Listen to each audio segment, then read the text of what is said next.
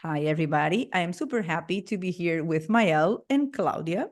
So, they are creative people who work in interesting fields of translation, but let's hear from them in their own words. So, this is Mael. Now, we've had our virtual coffee some weeks ago, so we kind of know each other, but I don't know much about his background and all of that, about his translation professional path. I don't know anything about that. So let's hear just a little bit. Who is Mael?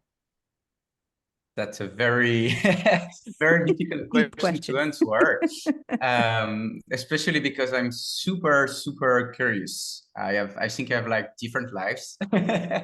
So, well, I'm someone who always dreamt to be a polyglot. That was my first goal. I always wanted to be a polyglot, and I always wanted to be an entrepreneur. And then I wanted to become a digital nomad. So everything kind of connected. I thought it would be a good idea to be a freelance translator and travel the world. I had this goal when I was a young child I always thought, I hope I will meet the genius from the lamp, from Aladdin. But I won't ask him about money or fame, or I don't care about those things. I will ask him to let me speak all the languages in the world. And then I Okay. realized it was a lot of languages. So I Very want to realistic, focus. right? So yeah, so I set a more realistic goal for myself, which is to speak fluently 10 languages. It will take some time, but I'm on my way.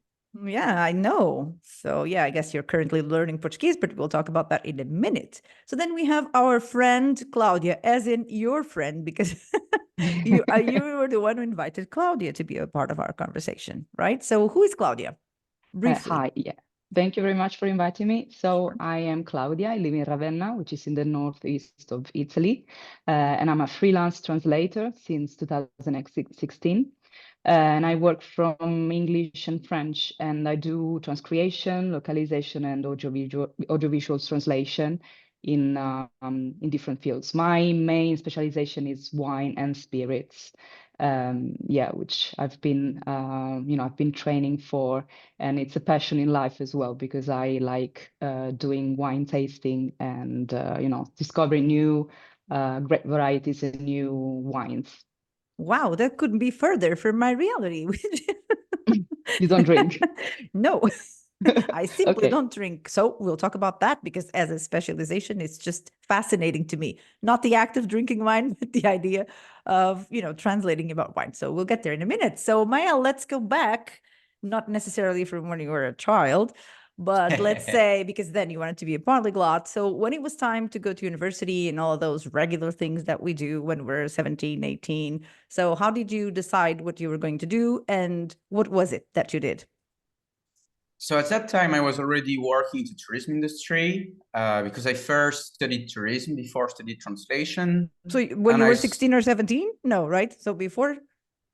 Oh, you mean before? How did Hmm. I decide to Yeah. become a translator? No, to go Um, to go to university. So what happened when you first went to university? The oh, first time, yes. if you So went many. the first time I studied tourism, Mhm. because I wanted to find a path in which I could both travel the world and speak multiple languages. Mhm. So I went for tourism. But I loved it. I worked in the tourism industry for like something like 7 years, and I Mhm. really enjoyed it. But Mhm. In still, what capacity? So were you working in hotels? Were you a travel agent? all sorts of things. I worked in travel agencies. I worked as a certified tourist guide. Oh. I worked as a receptionist in luxurious hotels. Um, Different kinds of stuff. But I kept thinking, okay, that's great, but I don't use enough my language skills. So maybe I could do something else. And that's when I started thinking about translating and interpreting. Mm-hmm. And then what happened? What steps did you take?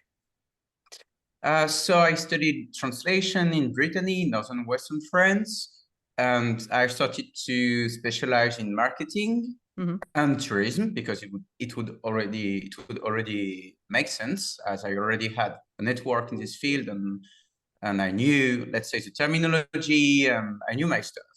So I specialized in marketing and tourism from scratch. From the very first day I became a translation student, and I really, really liked it. So I just went for it.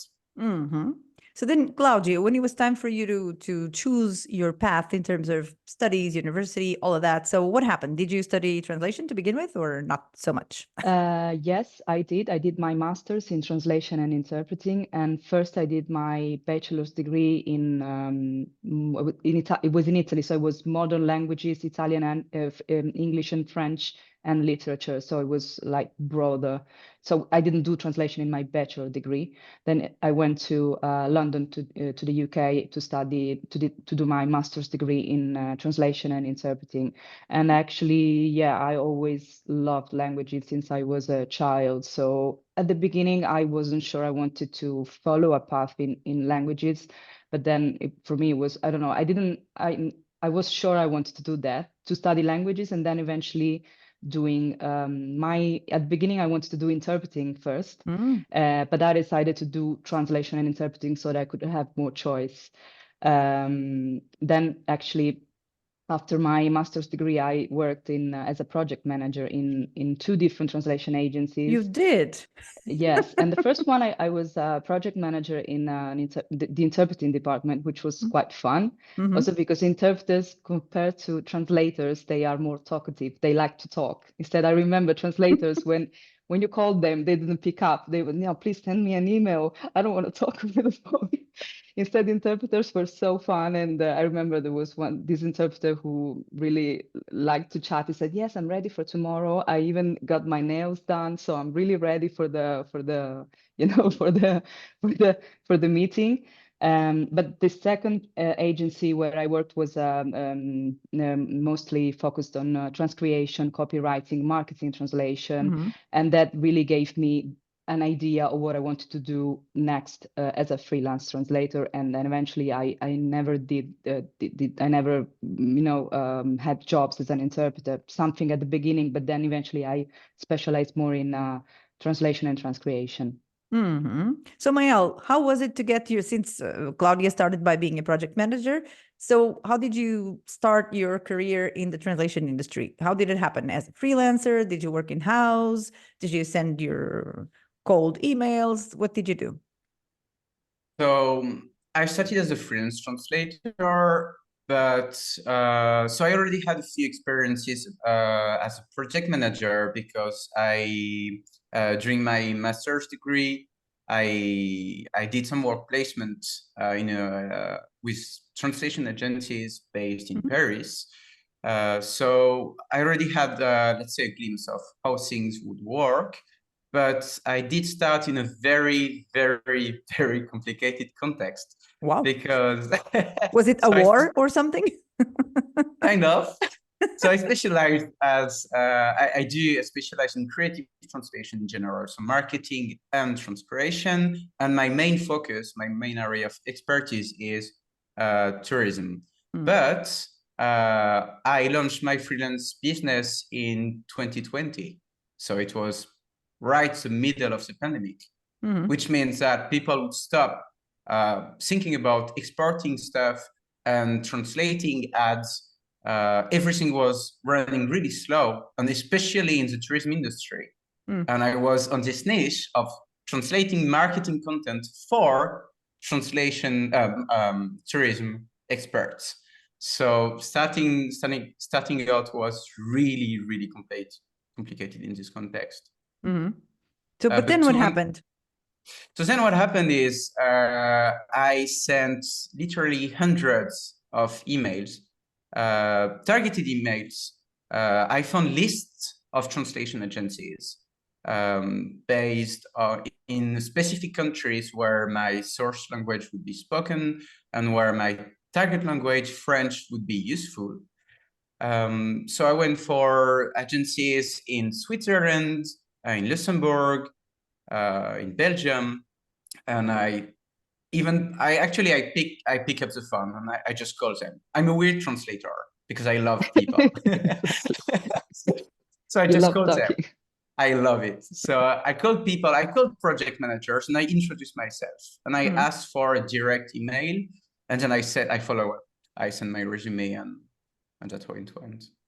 So who were the first people in Abstract who decided to just hire you, since we were in the middle of this specific situation? Was it an agency, a So direct client, or one of those PMs you had talked to? it was an agency based in Scotland, but they didn't contact me for what I expected them to contact me. I thought, okay, I have years of industry as a receptionist, a certified tour guide. So people will contact me to ask me to translate leaflets or websites for hotels, but they contacted me because they noticed I had volunteered as an interpreter in refugee camps in Sicily.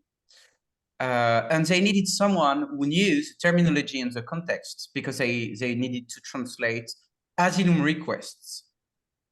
So they sent me asylum requests to translate.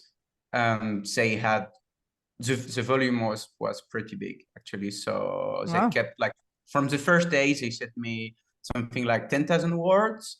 And they already asked me, okay, after this project, would you be available for another batch? And it went increasingly. So instead of translating for people to go and have fun, you were actually helping people solve their most immediate and complicated problems in the asylum requests. Wow, I was not Yes. expecting that. You see, this is why I like doing this. That's really funny. I mean, that's not funny, but it's just the context, right? Just very interesting how you came around to actually do something like that, which is far away from your specialization, but it was in your background somehow. So this is what I always say, right? Everything that you do is your career, right? And you bring everything that you have. So speaking of bringing, Claudia, you stopped being a project manager because you wanted to, or because the contract was over, or what happened? What happened there? because You weren't happy with being a project manager? also because I think after a while it's quite, always the same. Well, Where did actually, you work? Tell me about it. That's not that's well, not my it's vision. always, I have to, well, actually, the second agency where I worked, that's where I learned a lot about transcreation, because I had to prepare all the files, ask questions. I have to be very analytical. And, it's not like you receive the project, you just send it to the translator and then back to the client. There was a lot of QA from my side as well. So that's where I learned a lot. But yeah, but after a while, it was always not very creative on my side. That's the thing. So I wanted to translate myself, and that's why. And actually, I decided to move back to Italy as well, in an area where there So are these many. companies were in the UK? In London, see. And so, yeah, in the area where I live now, there are many agencies, big agencies. So, but then I wanted to try and be a freelancer, and I was quite confident, because after 2 years working for agencies, I kind of knew how to apply to translation agencies, what project managers wanted from a translator. So I was quite confident, and it took me some time, but then eventually after 1 year, I was working full time as a translator. So what was your approach? Also the cold emailing, or did you talk to I the I agencies you knew. used to work for? Well, yes, I did. I started with the agencies I was working as a project manager, and then also I knew the good agencies in the UK. So it was, Well, there is because, a list of good agencies in the well, UK. when you work in a translation agency, which other agencies pay good money and also the translation agency that don't pay good money to translators. So I just didn't apply to those. So yes, I actually had a list. I knew other agencies, and I applied to them, and that's what I did. I didn't think about direct clients at the beginning, because I wanted to practice a lot. So translate, and so I wanted to do it with agencies, because it was easier. You don't have to take care of the customer relationship. It's more time consuming to have direct clients, even though of course it pays more. So at the beginning, that was what I was doing. And still, my main clients today are agencies, but what I do mostly is since I work in localization, I'm part of localization teams.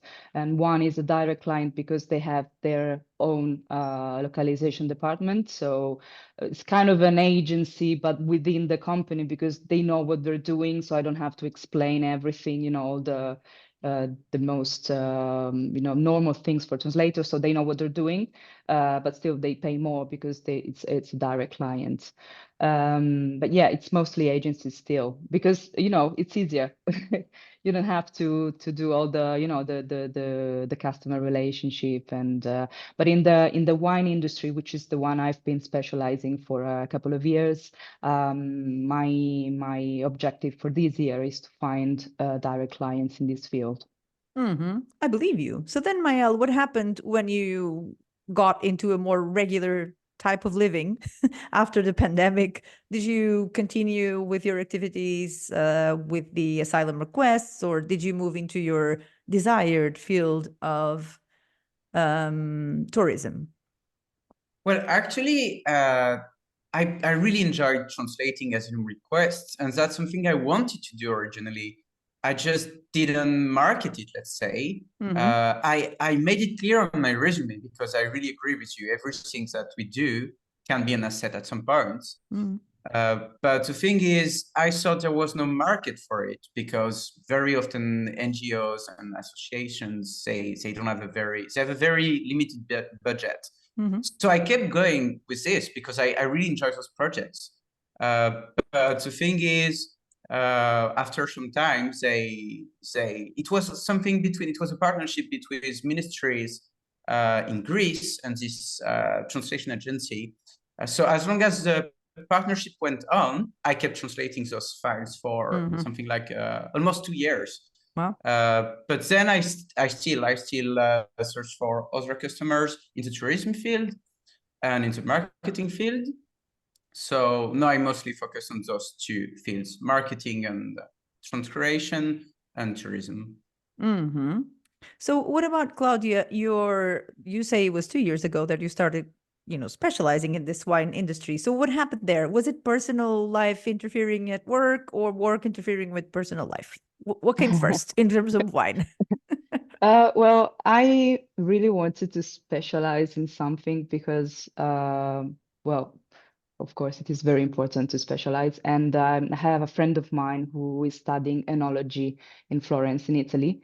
And he told me there was this workshop about English terminology in the wine business. So I said, okay, it's interesting. I'm going to go. It was just one day. And there I met this teacher who is an educator in the wine business of this qualification provider that is called WSET, which is the Wine and Spirits Education Trust. And it's it's an international institution and is really known worldwide in the wine business. And it's mostly for people that are actually working, selling wines, making wines, winemakers as well. So I said, it's very interesting. It was going to be in English. And actually the educator is really lives just 2 doors away from me. So it was very, very close. So it was perfect because, in the city where I live, it's not that big. So there are many opportunities for education. So you normally have to go to Milan, but in this case, it was just in my city.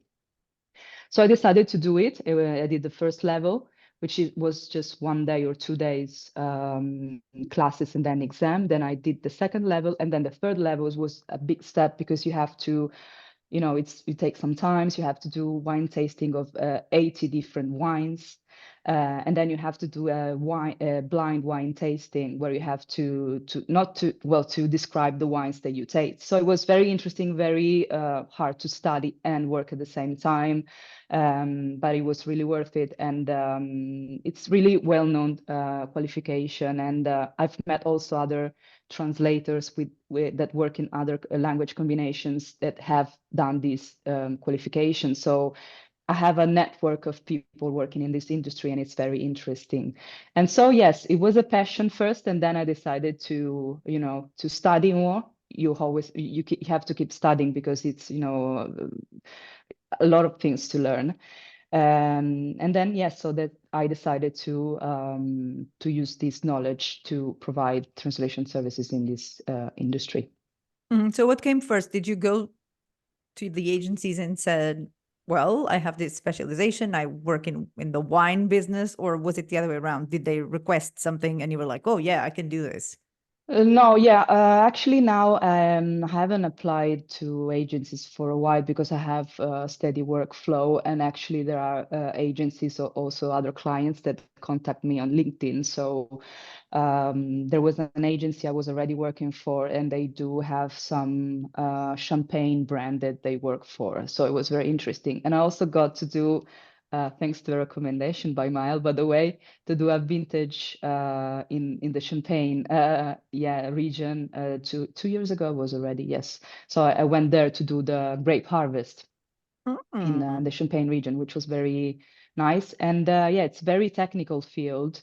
So even though this was more of a marketing agency, the marketing translation agency, even though it was quite creative because you had to describe all the the flavors and taste, still it's very technical. So if you don't know how the champagne is made, you can make a lot of mistakes. So it's you have to know the marketing and the technical facts. So that's what I like, because I don't like too technical. I like the technical stuff, but also the creative side of it. So, and yeah, it was mainly agencies so far.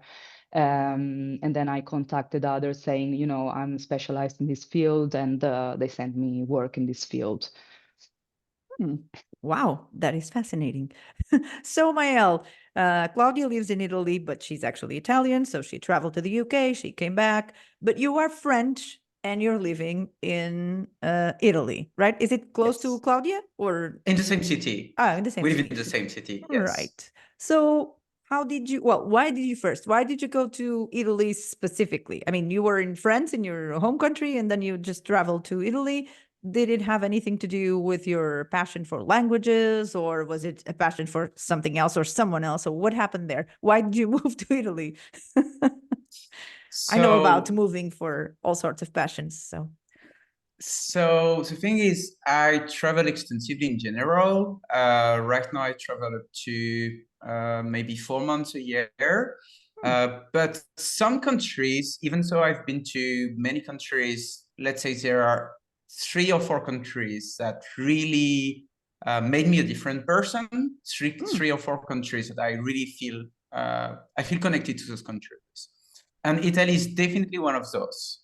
I really love Italy. I fell in love with Italy 7 or 8 years ago, and so I started traveling there. And the more I would travel there to practice my Italian and meet people, the more I liked everything: the people, the history, the culture. And I thought, okay, one day I would like to live in Italy. But the thing is, Italy is a very, very complicated country to live in. There are so many.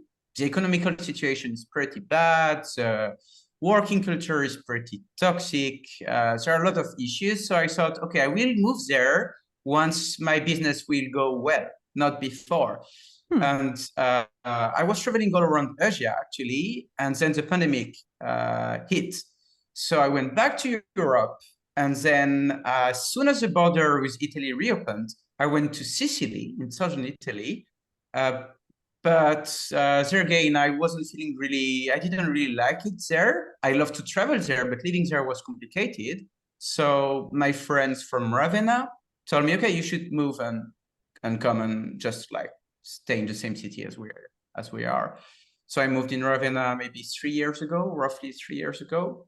And that's how I met Claudia, because the first thing I've done as a people person, I opened LinkedIn and I just searched Translators Ravenna, and I found her, and I sent her a message. Hey, I'm new here and I'm also a translator. We should meet and have lunch together. And that's how our friendship and collaboration started. Yes, exactly. Let's talk about the collaboration, because you're friends, you're colleagues, and Claudia was just mentioning that you had something to do with some of the most exciting things that she's done in the last few years. So how did you come to the conclusion that you could work together? Because you work in like reversed language pairs, right? So basically Claudia does from French into Italian and you do from Italian into French, something with English, of course, both of you, right? Yes. So how did you come to the conclusion that maybe you could, help each other, support each other, and also, you know, pass on some work or some references and all of those things. So how did you come up with that idea? Was it just by meeting Claudia? It was like, oh, this woman is amazing. I'm going to start working with her. So yeah, I really like her vibes. Let's say I thought she was super nice and very professional, and I felt inspired, and I thought, okay, yeah, maybe we should do something together. And also the fact that, like you mentioned, we work in the opposite combination. I translate from English and Italian into French, and she does the opposite. And we both work in the marketing field. So I thought it would be a good idea. And the thing is, as I said multiple times, I'm a people person. I really love to connect with people, and I even teach networking at ISIT Paris. So I know a lot of people in the industry, and that's what I immediately thought. I will try to help her connect with a good person. So when she told me, for instance, I would like to go to Champagne to see how things work, I just asked people I knew there, and I knew someone who had a wine yard there in Champagne, and that's how things worked. And then Claudia, one day she told me, okay, I know someone who needs a French translator. We could work on this project together. You know, that's how it works. That is very nice to work with your neighbors, right? Absolutely. Yeah. I suppose. So, Mael, what about your being a polyglot project, right? That's where the Portuguese language comes in, because I know you have recently been to Portugal and you are learning Portuguese, which is always a funny thing to me when people decide to learn Portuguese. I already told you, but I'm not going to get into that again. So how's that going, right? So you moved to Italy to enhance your relationship with Italian, right? So what else is going on in the language domain right now? So right now I speak 7 languages, obviously at different levels, because you can't have a near native level or in more than let's say a few languages. But I do speak fluently those 7 languages, and my goal is to speak 10 languages. And I'm also writing a book about language learning, because I feel that so many people think it's really difficult to learn a language. And to me, it's not. I'm not someone who could, let's say, study quickly, get good grades at school, or I'm just someone who's really passionate. So I developed some methods, and I thought it would be interesting to share it with people. So I'm writing a book about it. So what's your specific motivation to learn each one of the languages that you chose to learn? Because it's not like, well, with so many, how do you pick and choose from all the languages available? So it's always related to the culture. So the broad motivation is connecting with people, because I realized that many people don't speak English, or their English is not that great, and I'm not a native speaker, so I also make mistakes, and it would be nicer to connect with people in their native language. And then I choose based on something I liked about the culture. Or I also choose some of the most spoken languages. So English and Spanish were obvious choices, because, you know, French, English, Spanish, and Arabic are the most spoken languages on earth. And then I picked Italian because I just love art history and la dolce vita in general, you know, the Italian lifestyle, nice weather, nice people, good food. So yes, there's, let's say, in every language I learn is related to either someone I've met while traveling, like I befriend people, and then I think, okay, I will learn your language because next time I will crack jokes in your native language. So either it goes this way, I make friends with people, or I fall in love with people who speak a certain language and then I learn their language, or I just like something about the country, or yeah, I really like, for instance, Oriental music and Oriental food. So I thought it would be nice to learn Arabic so that I could read about it and learn about it directly in Arabic. that's it. There is always a connection with either the culture or the people. What about you, Claudia? Do you, like, besides from your passion for wine that we don't share, so what else do you do, in your, not only necessarily your free time, but things that for you are relevant, languages or cultures or traveling? So what else do you do besides the wine tasting and the wine translating? Well, recently, I've started to attend more translation conferences as well, which at the beginning I haven't thought about it, because I said, well, I know how, to contact the agencies, and then, I'm working, so I'm fine with it. But then I don't know if it was because of the pandemic, I felt more and more, and also because, this job, you're always working by yourself. I wanted to connect more with translators, so I did attend my first conference was in Italy, in Pisa, which is close to Florence. It was a conference that they don't do it anymore, but it was, the Giornata del Traduttore is like the day of the translator. And I enjoyed it. And then I went last year it was in Italy, but it's an English association, the Mediterranean Editors and Translators. They did a conference in Mantova. And this year I'm gonna go to the BP conference, because I met a lot of people in Mantua, and they were so nice. I even got some referrals for jobs from people. So and actually, it wasn't even my point, because I just wanted to meet people. And actually, going back to wine, there were a lot of translators specializing in the wine industry that were attending. So I just wanted to meet people. And so I'm gonna go in this year to this other conference. So this is what I do, mainly related to languages and translation. At the moment, I'm not learning new languages, even though I wanted to learn Portuguese too. Oh, It's been Jesus. on my bucket list for a while. Definitely Italian is not on my bucket list. So But I understand why, what's the point? Apart no, from I the guess there is a culture, point. There would be a point, but yeah, for it's the culture, definitely and not within my plans to learn no worries, languages or we're anything like not that. offended. Yeah, I mean, you have the whole world saying it's the most beautiful language in the world. So why would it be? I have to say that if I could learn, just like Mael said, just my fingers or the genie or whatever it was, my two languages would definitely be, I have no doubts. Number one, German. Number two, Arabic. So these are my two favorite languages in the world that I don't know, right? Because my favorite language in the world has to be English. I'm very public about it. It's true. So I understand, right, that you're not learning languages. I've actually been to those necks of the woods, landed in Milan, and then went to Verona, then went to Florence, went to Pisa for the day. But definitely going to Venice was like the highlight of my Italian vacation. I couldn't believe it. I know, me too. Actually, I'm Italian, and I've Like, been to Florence to Venice so many times. But like, I remember when I was living in London, I went there for a wedding, which was, oh my God, it was amazing. And I remember I got out of the station, and the train station, Venice right? was the train I know. station.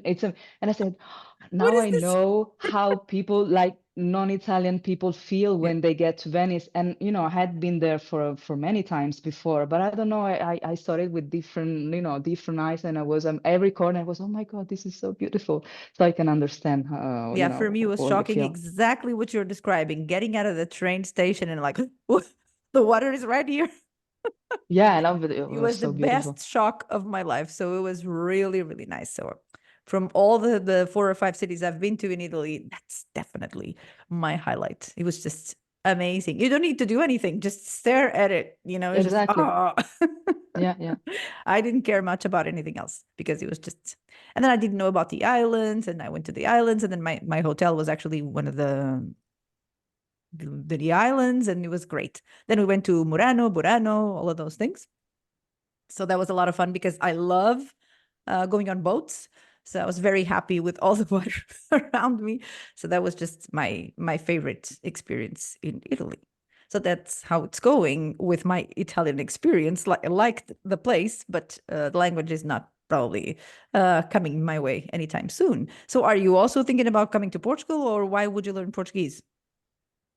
I don't know. I think well, my manager when I was working at a translation agency was Portuguese, and I could hear them speaking Portuguese all the time, and I said, I like this language. Portuguese And then I people in had, London, that's very unusual. Just kidding. yeah, they were. Oh, yeah, There's okay. Oh, lots. there are many, right? Right. Oh yeah, yeah, no, yeah. And then I don't know, I had a flatmate that was Portuguese. I don't know, I liked the language and I wanted to learn. And I went to Portugal, well, to Lisbon twice, and I really loved it. Really fell in love with Lisbon. And then I don't know, I think because I'm Italian, I speak French, a little bit of Spanish. I thought, well, it's not going to be too hard, but the pronunciation in Portugal, it's like you basically don't pronounce vowels, so. We eat them. Yeah, exactly. I don't know. It's I guess because of the culture and yeah, the similarity kind of to other languages that I speak.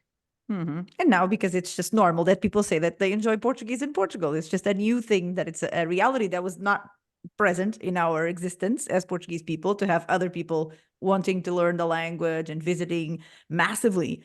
And this is like a new thing. So we know that for some years, this will be a trend, and then only God knows what will happen. But hey, so if you need any assistance with your Portuguese learning, let me know. Thank you. So thank you so much, you guys. It was great to meet you. Thank you so much, Mael, for introducing me to Claudia. And now I can say that I know translation expert who is a wine expert too, right? So this is a combination. I'm not sure I had met someone who had this specific combination. I suppose a lot of people translate about wine, but it's not like they get into the groove like that, I suppose.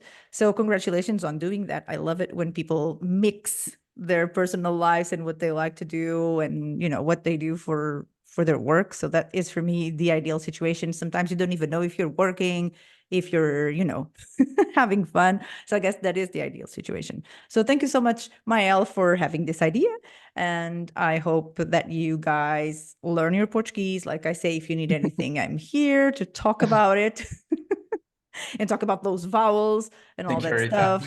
Yes, because I know that it's pretty complicated compared to other versions of Portuguese, where you can actually have the opposite, where the vowels are very, very open and very easy, or much easier to understand. Not very easy, because I don't believe in anything very easy in languages, but that's just what I think. But for sure, let me know if you need anything, and I'll see you around. Thank you so much for being here. Thank you very much. Bye. Bye. Thank you. Bye-bye. Bye.